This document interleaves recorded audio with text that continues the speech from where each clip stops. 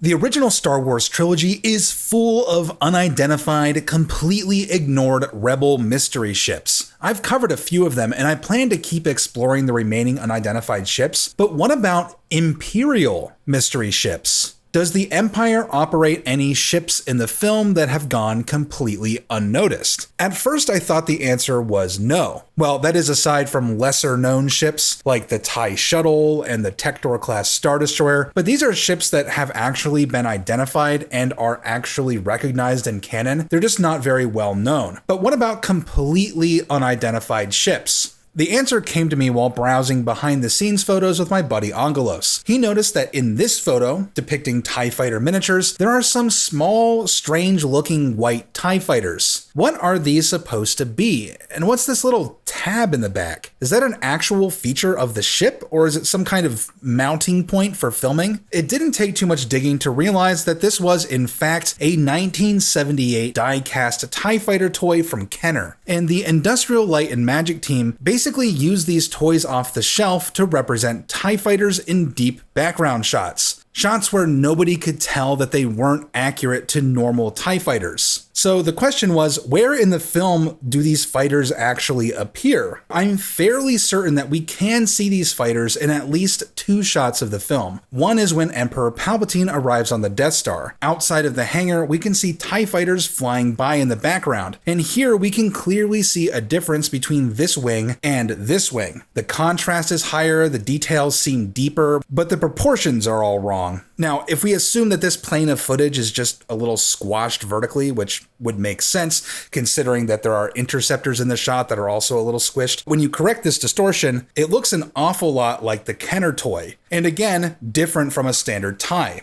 The second shot is during the Battle of Endor, and this time we can actually see the little protrusion on the back. It's very blurry and very distant, but we can still see the white coloring, the thicker wings, as well as what seems to be a rectangular protrusion. So that leaves the question of, what's the deal with the differences?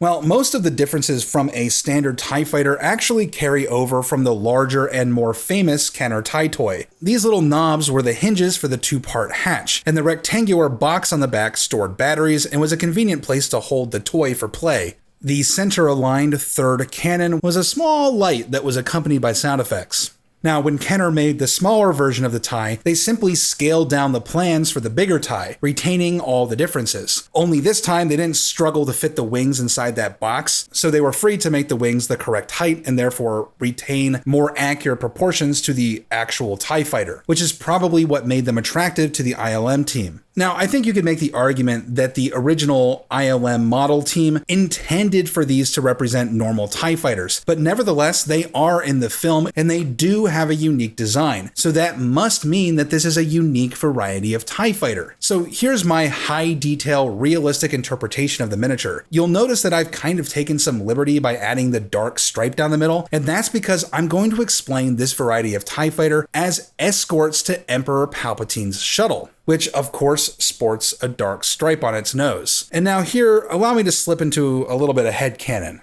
This is the TIE Vigilant, which is most easily described as a TIE Fighter designed for long-range, unsupported escort missions. As such, they have a few notable modifications as well as a number of subtle differences from standard TIE Fighters. Most obviously, the TIE Vigilant was equipped with a hyperdrive unit, allowing it to keep up with virtually any ship in the Imperial fleet, though the TIE Vigilant would be seen most often flanking the Lambda-class shuttles of high-ranking Imperial officers. The TIE Vigilant was also equipped with basic deflector shielding. Given its extra power needs beyond that of a standard TIE Fighter, the TIE Vigilant had thicker, more robust solar collector panels with some 10% more surface area. The extra mass theoretically made the TIE Vigilant somewhat less maneuverable than a standard TIE Fighter, but its highly increased durability more than made up for this slight deficiency. In addition, the TIE Vigilant was equipped with increased firepower, such as a center-aligned ion cannon, accompanying twin laser cannons of a higher output than those found on standard TIE Fighters. The TIE Vigilant was also operated by the Emperor's Royal Guard. While some expected the Emperor's Royal Guard to fly ships that were as flamboyantly colored as their uniforms, in reality, the unassuming fighters of the Royal Guard could be identified only by the dark stripe down their center, a trait shared with the personal shuttle of their Emperor. At the controls of these fighters were the best pilots in the Empire. Elite members of the Emperor's Royal Guard, outfitted in their rarely seen flight suits, piloted these fighters with deadly skill from specialized cockpits with state-of-the-art control interfaces. These ominously dark yet regal cockpits were roomy and comfortable, perfectly suitable for long interstellar missions. Such an opulent cockpit would be the envy of Imperial pilots across the galaxy if only they had the chance to see inside. Ultimately, several Royal Guard TIE Vigilants would accompany the Emperor on his fateful visit to the Death Star 2, but would forgo standard landing procedures for unknown reasons, instead patrolling alongside a parade of fighters assembled for the Emperor's inspection. These fighters would later participate in the Battle of Endor to devastating effect against Rebel B-Wing fighters. But that's my story of the rarely seen TIE Vigilant. Of course, that's just my explanation for what these things could be, but while my interpretation and my explanation are not canon, the fighter is indeed in the film, showing some extra depth and design variation in the Imperial fleet, even if it wasn't intended to be the case.